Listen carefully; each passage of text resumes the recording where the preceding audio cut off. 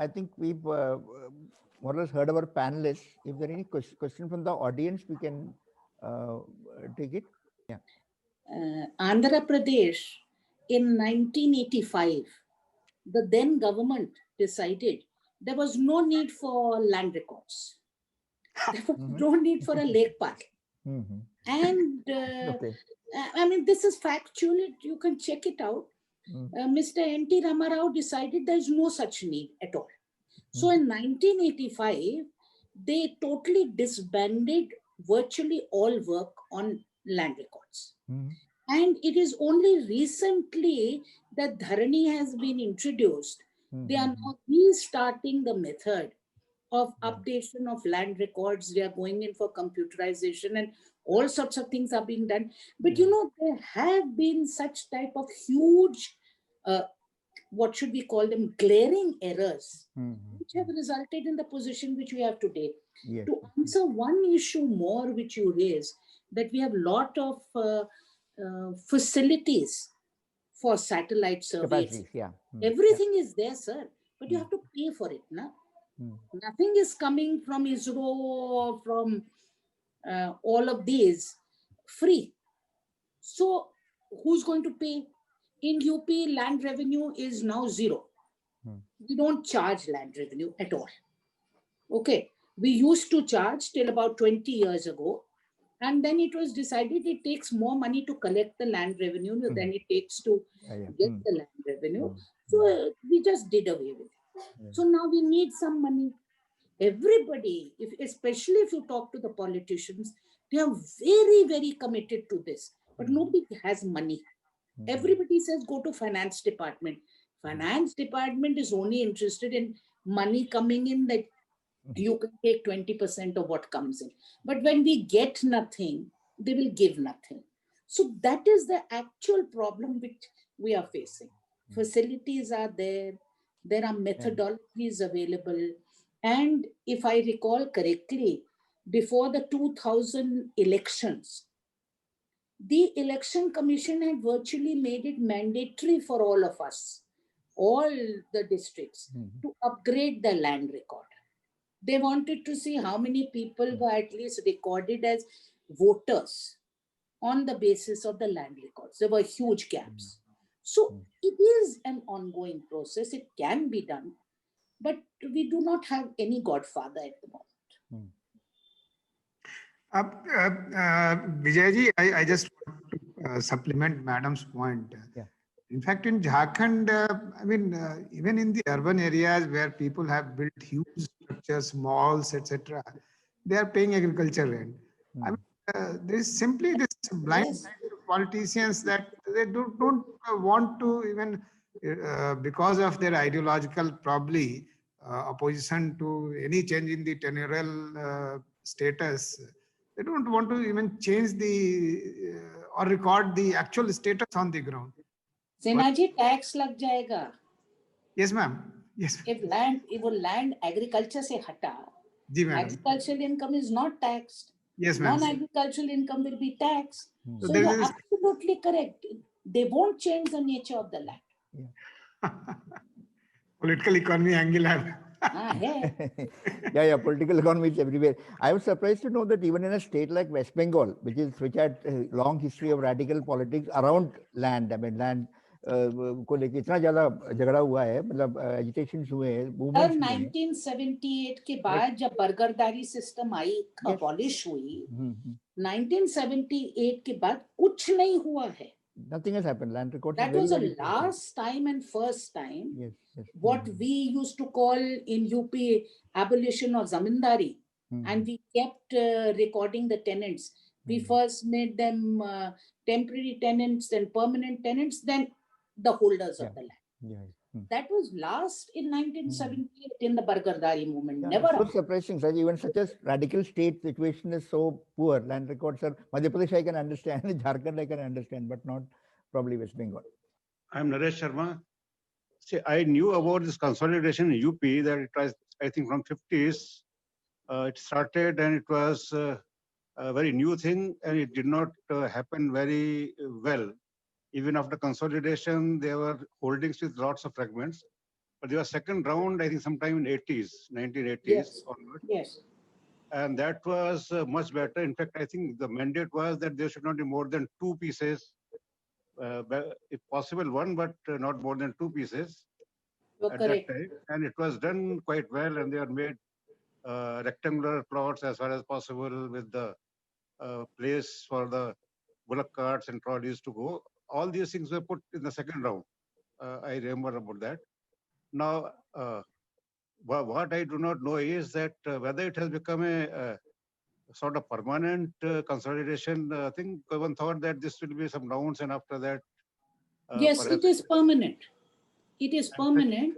Your consolidation in UP is supposed to be for a maximum period of 20 to 30 years. You know, a generation shifts in 20 years, normally they say. So they say after two census, you should have a Chakbandi again.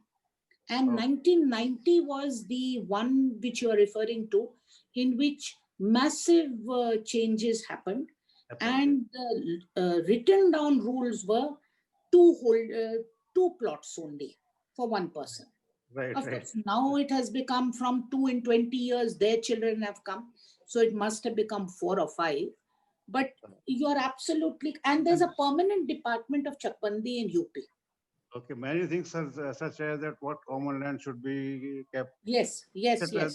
There are several things that I remember. श्रेणी And I चार remember 80s, आप 80s जो it बात started. कर रहे हैं श्रेणी 4 की कर रहे हैं, मतलब हाँ। किसी आदमी का बच्चा 18 साल की उम्र का हो जाता है, लड़कों के लिए 21 साल की उम्र का हो जाता है, एंड शादी हो जाती है, तो उसको भी 150 मीटर का प्लॉट मिलना चाहिए आबादी वाले एरिया में. बहुत चीजें हैं. Right, all those things. Now, I had not, I thought that this was particularly second round was fairly successful in UP, but other states we have not heard. Actually, in 90s, I was also looking at some land laws. About consolidation, we did not hear a great deal in other states. See, So, there's a has there survey. been any Sorry, serious as effort you- elsewhere apart from UP? I That is my don't know, but I know about a report which I remember seeing way back in 2007-8, in which they said they took up 8 states and they found 3 of them. I don't want to mention any name, but in 3 of them, no consolidation ever could happen because they posted people who had no idea what is consolidation. They never taught them land valuation. And then there were a lot of mini riots in the villages, so they gave it up. So out of the 8 states, 3 of them I remember, no consolidation. That's one interesting question. Mohan Bhai is asking. First question was about which state digitized. I think it's probably that's been answered right now. And second question is that it's something like Mohan Bhai, you can ask the question. Something like Bhudan possible right now. Vinoba ji ko yaad karte hue कुछ भूदान type का कुछ साहब होगा देखिए तभी possible. भूदान की तो संभावना है ही नहीं, इसलिए नहीं है. भूदान जब हुआ था लोगों में दान की भावना थी, भूल नहीं और चीजों की भी दान की भावना थी. आजकल लोग की मानसिकता छोड़ दीजिए, उनकी अपनी दिक्कतें बहुत हो गई हैं. अब हम आपको बता सकते हैं एक बहुत फेमस केस है दहिया एस्टेट के नाम से. राजा साहब दहिया ने वो जमीन, this is very close to Allahabad, he gave 10,000 acres of land to Acharya Vinoba Bhave. Subsequently, the son became a major, and they decided this is very unfair. Our father has given off our land. So he got his wife to file a case that my husband is mentally unsound. And his father has given away all the land. So what can we do? Then there was a lot of litigation. This was a very prominent politician also. Yeah. So because of that, all sorts of nonsense has taken place in the name of Bhudan. Whatever land was given in the 50s, that which was distributed till 1960-65. Then 70 onwards in UP, Bhumidari came. First, it used to be Sirdari, that is lease. Then in UP, automatically, every person who was a Sirdar and had been on the land for 12 years became a Bhumidar. So there was no need after that for the large landholders to give land to anybody, because the state took away the land from them and gave it to the concerned leaseholder as a bhumidar.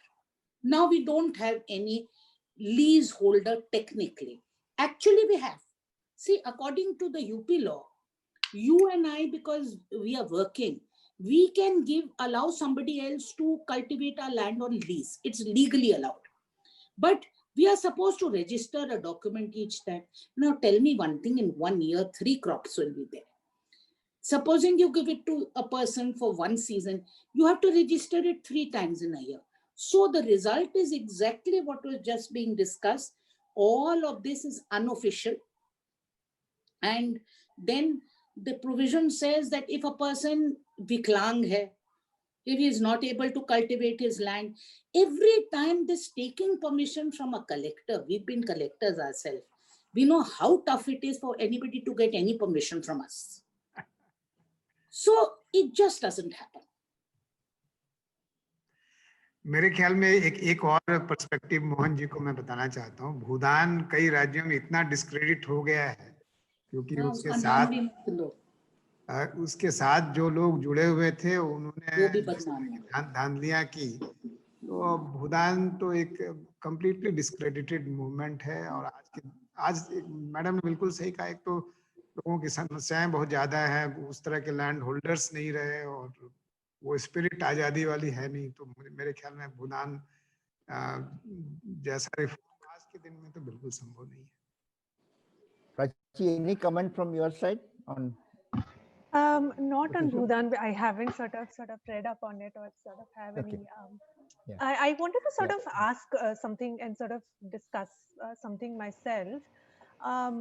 Mr. Sinha initially spoke about, tenant farmers, and we've been talking about tenant farmers. I think more recently with, things like your PM Kisan and then your other states like your Raitu Bandhu and in Odisha, your Kalia, these different kind of income support schemes coming in. A lot of these schemes are linked to, the farmer having land ownership or being able to show land ownership. I think the Odisha one doesn't say that. I remember looking at their guidelines last year and it says landless farmers as well. So I was just, No, even for crop insurance and all, you require land. Correct. For crop insurance as well. Bima Yojana, yeah. Right. So I think something that, and this is a larger question, maybe, Ms. Chaudhary and Mr. Sinha, because they sort of have more sort of background on this, perhaps they can throw some light on this, is there any way at all in which, you can link these income support or insurance schemes and sort of provide this kind of financial support to farmers, but not necessarily have it linked to the land? Or is that a necessity? And as a consequence, you need to ensure that, tenancy in some sense is recognized as well, and that's how you are able to sort of provide them any kind of support. Basically, how do you resolve that issue altogether? Because it's gradually becoming a... This is the most important issue which you have raised. You see, in crop insurance also, forget the insurance portion, even to get a crop loan, you need to show ownership. Correct. Which you don't have. You may have permission to lease legally. Even that is not recognized by the bank, because the bank says, okay, you have a lease, but if I want to get back my money, I can't do anything because I have no rights. I cannot take up your lease. And the period for which you have lease is so small. I'll give you an example of what you're saying. When we tried taking up fisheries on a very large scale in 1980, so the NABARD had said, and the fisheries expert scientists had said, that you take up a scheme for 10 years, give a patta for 10 years. Then in the first year, the man will make the pond. 3 years, he will do fishing. Then he has to rotate the pond, which means he has to leave it free to the sky for 1 year. Then he goes for another. So they said 8 years is the minimum in which he will start getting a very good income. 3 years, he'll start getting an income. So please give him a lease for at least 8 years. Now at that time in UP, very few people used to do fisheries. So in 1980, we were able to get pattas on lease to unemployed graduates at that time the scheme was. But it also included school students who had left school. And provided they did a 6-week training, they were given this patta. Fisheries was so successful that these people earned a lot of money. So suddenly everybody decided he'll be a fisherman. Where we could not find one Dhimer to take out the fish, suddenly we found teams coming from West Bengal, like people give their orchards on lease, and the people come themselves and they take the mangoes and the other crop. Similarly, the fishermen started coming from West Bengal and they would buy out the pond. You had to do nothing besides maintenance of that pond for 9 months. So then that lease period reduced to 3 years, which was not viable for the bank. When it was 10 years, the bank was fine because they said, you won't repay in 3 years, we'll take away the land from you, the pond from you, and we'll get the money back from the next man. But then when you reduced it to 3 years, then the bank said, sorry, we don't recognize this lease at all. So even though we have a lease system, it is not viable at all for getting a crop loan. This is the problem we face. We've tried, like you, we've raised these issues hundreds of times ourselves at various levels. And the problem we faced is the owner is not willing to write a lease for a period beyond a crop. Even if he has been using the same leaseholder for maybe a generation, he will not write it because he says, we don't know about the government. Maybe for popular purposes, for votes, they might declare that whoever has been using the land for 12 years, because land law says, even if you're an encroacher on somebody's land, and if you have been in continuous possession for 12 years, you can become the owner. In fact, the entire Eastern UP, Mirzapur and this area, people from as far away as Punjab, they came and occupied the entire Kaimur range. And it took an order from the Supreme Court for us. So then this order was passed in 1980. And I remember even in 2010, as member Board of Revenue, I have passed some orders evicting people. Who said that, sir, we've been here, we came at the time of partition. And now we've been here 50 years, 70 years. You can't remove us. So this lease conversion to freehold has happened earlier. As I told you, it was Sirdari. That is what a lease is called in UP. It became a Bhumidari. So the Bhumidar doesn't want to give his land to anybody for a period in which he can be in difficulty. So he will not get a loan from the bank. So he will take money from money lenders. In the case of Andhra, you've seen in money lenders also. One money lender company was very successful. Akula came from America. Very successfully did it. And then everybody copied him and one person got loan from 12 agencies. And then he defaulted. So it is a very genuine problem. Thank you, I madam. think the important point is that we have to kind of assure the owner that despite his or giving lease for a longer term period, he does not lose ownership. Adverse possession नहीं होगा. हाँ, सही कहा. और ये अगर आप नहीं करते हैं तो आप कर लीजिए. कुछ नहीं होगा. Sinaji, a question is related. Mr. Srinivas Raghavan has put it in the Q&A box, which is about land pooling. हमने land bank के बारे में भी मैंने सुना है कि somebody has written, Santosh Mehrotra recently written about land bank as a scheme or something related to that land pooling, consolidation का type का idea है. So he has put a question there. If you can address that. No, I think. देखिए sir, land pooling में जो problem आई है, we've done it. There was a program in UP, which a World Bank program called UP Diversified Agriculture Support Program, UPDAS. We tried land pooling in this because leasing was not allowed. Third-party leasing was not allowed. For smaller areas, it was very successful. For example, most of you who are sitting here must at some time have had a tea by Organic India. It's a tulsi patte ki tea.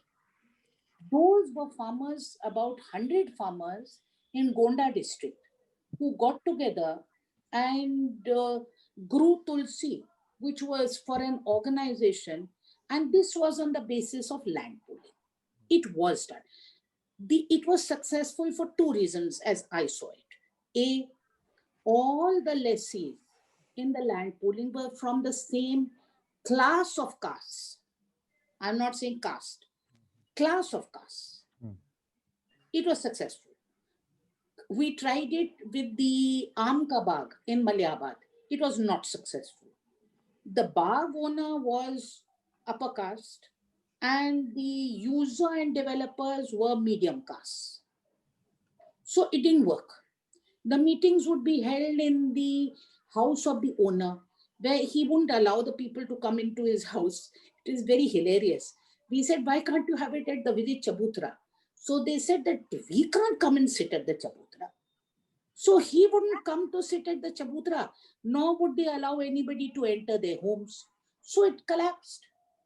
I mean, before the screen could take off, it collapsed.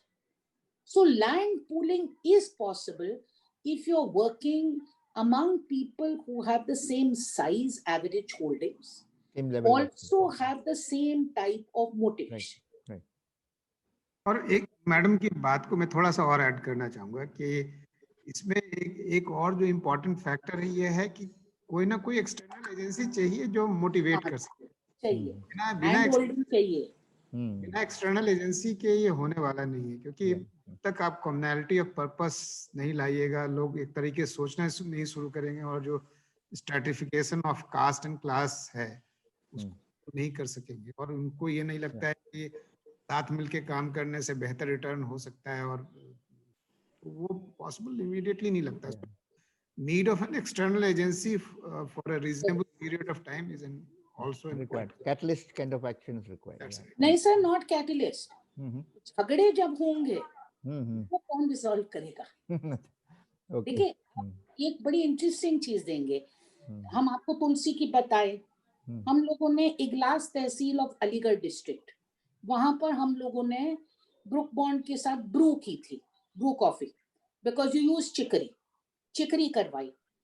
First year बहुत successful हो गया, second year बहुत successful हो गया, then we thought now they can handle themselves.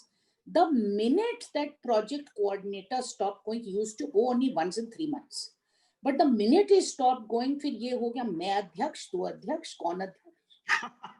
मतलब crop went to the sideline. Who will be the अध्यक्ष of the committee? उसको लेके झगड़ा हो गया. And you know, once personal issues come in, then cultivation is much distant. Yeah. तो madam की argument को थोड़ा और एक्सटेंड करते हुए मैं ये कहूंगा कि इसकी पोटेंशियलिटी लैंड पूलिंग की अभी भी है, और उन ट्राइबल एरियाज में जहाँ पे कास्ट और क्लास का स्ट्रेटिफिकेशन उतना इंटेंस नहीं है जितना हम यूपी या कुछ और ज्योग्राफीज में देखते हैं। Actually, Nita ma'am has addressed one question, like I want to clarify one more thing. Like lease is one thing, like ma'am said, like taking lease for 10 years and many more years. But actually this context is basically in state of Odisha. So if a farmer, actually a landlord is to provide a farmer minimum 2 ancestral for any cultivation for any crops, like 10 years. Like say here we assume like 25 years one ancestor. So is that will become under like a converting that land law, that 12 years, if any lease will be given to for 12 years, and then the land will be for converted to that existing farmers. But I would like to clarify, like if a farmer is to only cultivate, there is no lease agreement, but he is to practice for a period of 12 years and 2 generations, we can say. That is one question. Can it will be converted? No. Actually, in Odisha, that many cases used to come. Like there is a different like cases are filed. If a farmer is to farm for 25 years and 30 years, he used to claim that this is my land, and that case is to. And second issue is like there are many cases like in SC/ST cases.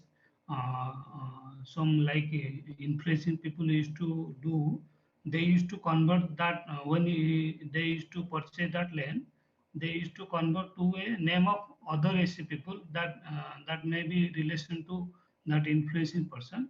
Later on, 5 to 10 years, then he transferred to that name. So is that any this issue used to come largely No, sir. in our area? In UP in 1998, an amendment to our Land Revenue Act was made. It is called 157AA, 157 K. In that, it is provided that a scheduled caste land cannot go to any other scheduled caste if the person who has been given that land does not want to cultivate, then it will be formally allotted by the government to somebody else from the same village and maximum same block. Otherwise, nobody else can take a scheduled caste person's land. And whichever officer signs the Amal Daramal, the change of title, that person will go to jail for 6 months. So we have no such provision. Hello, I'm Srinivas Ragam speaking. We are talking about the agrarian crisis and the farmer is the central figure. And we're trying to fix the problems of the farmer. Now, I have been going to many villages, stayed in the villages to understand from the perspective of the farmers as to what really bugs in. And several initiatives by the government and many NGOs in this field have not brought the required reform or improvement in the livelihood of farmers. Now, so my take on this whole thing is farmers independently with their small pieces of fragmented land cannot conduct agriculture to earn a livelihood.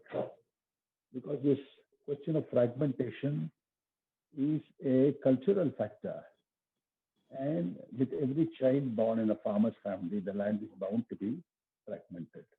And there's no narrative on how to stop this fragmentation. So what I felt was that rather than finding solutions in a variety of ways, land pooling in a village by the farmers, and this has to be done in a great dexterity fashion, that you convince the farmers that independently that they cannot cultivate their lands, and so therefore their best bet would be to join with non-exploitative entrepreneurs. There are thousands of entrepreneurs in this country, youngsters, who are looking for jobs, and they can be an instrument to join hands with farmers. Why go to entrepreneurs? There are so many, there are 19,000 agricultural graduates who come out of the agricultural colleges, but none of them go into agriculture.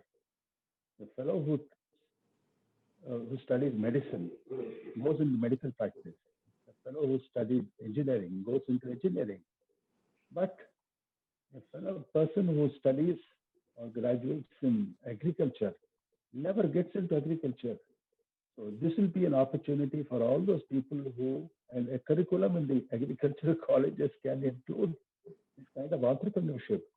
So unless and until these two factors enjoin, see, entrepreneurs require a job. Farmers require assistance. See, agriculture is a science that most independent farmers don't really understand. They don't know how many crops can be grown on their land. If the land is pooled, then you have large tracts of land on which the experts can find out how many crops can be grown. So based on the number of crops that can be grown on a large tract of land, I've sent you a very detailed letter Okay. or a note. You can please go through that note if there's any merit, because there is already a village tribal village that I have really consolidated this matter. Okay. 30 farmers, 174 acres of land are ready to go by this model. Yeah. And I am now looking for funds. I went to NABARD, I went to many trusts, many institutions to find out if they can fund this small project of 3 crores of rupees, and this can become a game changer in my opinion. Why don't you think of the FPO kind of a thing that might work? Farmer producer organization kind of a thing that might work. I agree. As we were mentioning just now, this is only a first seminar. We look at the land is such a critical issue. Tenancy जो सिन्हा साहब ने बताया तो हमने उसको बात ही नहीं किया. तो इतना बड़ा issue है वो. उसमें किस type of practices and linkages between tenancy versus the other markets. A lot of issues are there, and women's land right is an issue that in itself can form a topic of a webinar. So आगे चल के हम उसको take up कर सकते हैं. I think we have been discussing for our 2 hours now. I think we can probably conclude if there are not any more questions. I thank all the panelists for your inputs and for your valuable guidance and lot of observations and a number of important things. We'll try to consolidate these. We have a recording of this webinar, which we'll be putting up in the RCRC website and other places. And for me, there are 3 major takeaways from this whole discussion. One is that land reform or land consolidation, which is part of a larger agenda of land reform, as Sinaji was saying, is something like people have thought about it as something impractical. But this webinar, the discussion here at least has woken up the minds of people like us that there could be some agenda that we can probably look at. And there are lots of difficulties. And as Sinaji mentioned in the very beginning, we need to bite the bullet and look at it. So that's a very important point which has come up. And second, what Neetaji and Prachi also to some extent pointed out, are the practical difficulties of implementing this. Political economy is there, but along with that, there are lots of practical difficulties which people need to be convinced. A lot of awareness campaigns are required for people to actually understand this issue related to land and land management, etc. Holdings are getting smaller, so farmers have to come together. There could be some other various ways of bringing them together, but they have to be also convinced about what they should do, etc. And third sort of takeaway is what Prachi mentioned about land records, an issue which I have also done some, but our organization has been involved a little earlier. So how to regularize land records and how to remove the discrepancy that I am the actual farmer, but I am de facto, I am the farmer de jure, but I have no right. There is no right in my name. So I'm a landless person. I can go to a bank, KCC नहीं होएगा मेरा, crop insurance नहीं होगी, या land मेरा land बेच भी नहीं सकते. That's the kind of situation we are in. So how to record, how to improve land record, that's another major interesting point which has come up. I think a lot of work has been done. Digitization that need to be sustained. And lastly, the question which I raised, which I think we can discuss in future again, land being a state subject, why are state governments so reluctant to take up many of these issues? We always blame the center, and we have the farmer unrest going on around Delhi, that center has passed certain laws completely overriding states' autonomy and so on. But that point being there, center should not bulldoze the states. But what are the states themselves doing? Are they doing enough with the kind of work they have been asked to do? For example, there's education, health, agriculture, and land. 4 things. You can include drinking water or something like that also. These are state subjects. So to what extent states have taken initiative or done something about it? That is something that we need to think about it. We need to think more about it in future. So I thank all of you. Yeah.